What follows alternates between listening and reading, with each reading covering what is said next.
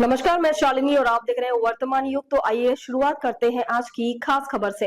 गाजियाबाद दो high state HRIT university campus में rise in India कार्यक्रम का शुभारंभ हुआ। इसमें डॉक्टर SP सिंह बघेल केंद्रीय मंत्री ने मुख्य अतिथि के रूप में शिरकत की। कार्यक्रम का शुभारंभ फीता काट कर एवं दीप प्रज्वलित करके किया गया। इसके बाद केंद्रीय मंत्री ने वहां एग्जीबिशन का मुआयना किया और वहां लगे हुए स्टॉलों से जानकारी ली और उनका मनोबल बढ़ाया। मीडिया से वार्ता करते हुए केंद्रीय मंत्री ने कहा कि यह विश्वविद्यालय अपने में परिपूर्ण है। यहाँ हर प्रकार के कोर्स विद्यार्थियों द्वारा किए जा रहे हैं। आज के कार्यक्रम के बारे में बताते हुए उन्होंने कहा कि यह कार्यक्रम सरकार की योजनाओं के बारे में, भविष्य में आने वाले उत्पादों के बारे में, MSME कंपनियों के बारे में और अन्य अनेकों विषयों पर छात्रों को जानकारी देने के लिए यह राइज इन इंडिया कार्यक्रम रखा गया है। भारत का निवासी जहाँ भी निवास करता है वहाँ पर अपना मतदाता बन सकता है। योगी जी उन लोगों की तरह नहीं है जिनके लिए अखिलेश यादव और राहुल ममता बनर्जी वकालत कर रहे हैं। रोहिंग्या के लिए, बांग्लादेशी के लिए तो यह लोग जो विदेशी घुसपैठिए हैं, चाहे उनका धर्म कुछ भी हो, मैं उस पर नहीं जाता। उनका भारत का नागरिक बनाते हुए मतदाता बनाना चाहते हैं। इस तीन प्रभाव पड़ेंगे। एक तो अंतरिक्ष सुरक्षा को खतरा हमेशा के लिए रहेगा, दूसरा डेमोक्रेसी प्रभावित होगी बोगस मतदाताओं से और तीसरा सामाजिक सद्भाव भी बिगड़ता है। उन्होंने कहा कि अखिलेश ट्वीट कर देते हैं और आप लोग मेरे से पूछते हो कि एक बार करहल से इलेक्शन क्या लड़ लिया, आप लोग मेरे से ही काउंटर करते हो। तो ये लोग मुस्लिम वोटों के ध्रुवीकरण, तुष्टीकरण और एकत्रीकरण के लिए प्रो मुस्लिम बयान आए दिन देते रहते हैं। SIR को लेकर उन्होंने कहा कि इस मुद्दे को लेकर हमने बिहार का चुनाव लड़ा। महत्वपूर्ण चुनाव था। हमारे पास मोदी जी का नेतृत्व था और सरकार की अनेकों योजनाएं थी, लेकिन विपक्ष केवल SIR पर ही लड़े और इसके बावजूद भी बिहार में पूर्व बहुमत ने SIR पर मोहर लगा दी। नए श्रम कानून को लेकर उन्होंने कहा कि कोई भी कानून नया आता है तो वो हमेशा जनहित में और राष्ट्र हित में आता है। साथ ही आज भारत के मुख्य न्यायाधीश के शपथ पत्र कार्यक्रम में शिरकत करते हुए उन्हें बधाई दी।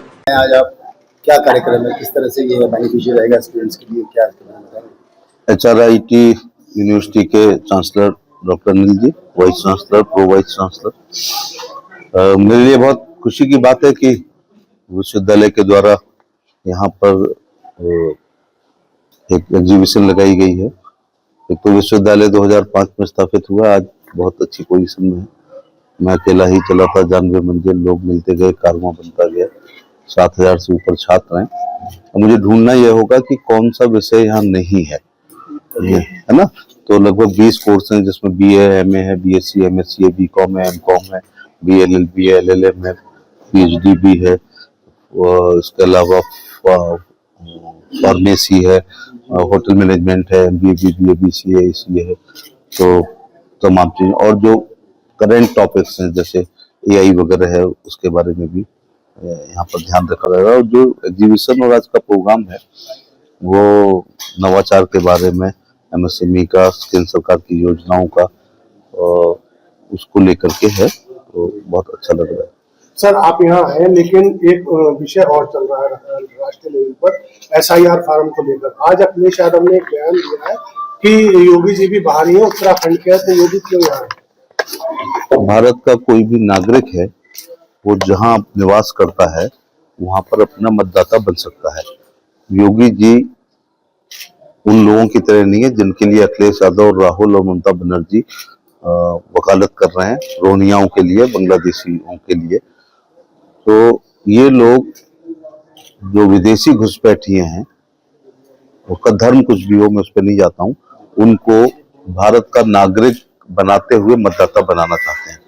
इसके तीन प्रभाव पड़ेंगे। एक तो आंतरिक सुरक्षा को खतरा हमेशा हमेशा के लिए रहेगा। जैसे चाणक्य ने बहुत साल पहले कहा था चंद्रगुप्त से, विदेशी साथ आप शादी कर रहे हैं तो हमेशा एकता अखंडता के बारे में देखना। और दूसरा, डेमोक्रेसी भी प्रभावित होती है बोगस वोटरों से। और तीसरा, सामाजिक सद्भाव भी बिगड़ता है। तो अखिलेश ट्वीट कर देते हैं, फिर आप लोग मेरे से ही पूछते हो करहल इलेक्शन क्या लड़ लिया, तो उनका काउंटर मेरे से ही लेते हैं। तो ये लोग मुस्लिम वोटों के ध्रुवीकरण, तुष्टीकरण, एकत्रीकरण के लिए प्रो मुस्लिम बयान आए दिन सनातन के खिलाफ और इस प्रकार के बयान देते रहते हैं। सर, SIR के मुद्दे को लेके बिहार का चुनाव हुआ और देश का बड़ा महत्वपूर्ण चुनाव था। हमारे पास तो केंद्र सरकार की योजनाएं थी, राज्य की योजनाएं थी, मोदी जी का व्यक्तित्व कर्तव्य था, नीतीश जी का सुशासन था, लेकिन वो केवल एसआईआर पर ही लड़े और बिहार में पूर्ण बहुमत में एसआईआर पर मोहर लगा दी जी। कि वो जरूरी है। लेबर कोड आया है सर में, इसके बारे में क्या पता? श्रम कानून जो आया है उसके बारे में भी क्या पता? लेबर कोई सा भी कानून आता है वो हमेशा जनहित में, राष्ट्र हित में और नेशनल इंटरेस्ट में आते हैं।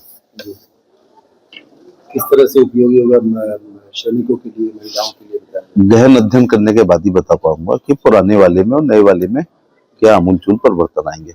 लेकिन आज भारत के मुख्य न्यायाधीश माननीय सुप्रीम कोर्ट की ओथ हुई है, उनको बधाई देना चाह रहा हूँ। मैं MOS लॉ एंड जस्टिस भी रह चुका हूँ, यहाँ आने से पहले मैं शपथ समारोह में ही था। Thank you. खबरों में अब तक के लिए बस इतना ही, फिर होगी आपसे मुलाकात, तब तक के लिए नमस्कार और देखते रहिए वर्तमान युग। ऐसे ही लेटेस्ट अपडेट पाने के लिए हमारे चैनल को सब्सक्राइब करें और तुरंत नोटिफिकेशन पाने के लिए बेल आइकन दबाना ना भूलें। यदि आप हमें फेसबुक या इंस्टाग्राम के माध्यम से देख रहे हैं तो हमारे पेज को फॉलो जरूर करें। धन्यवाद।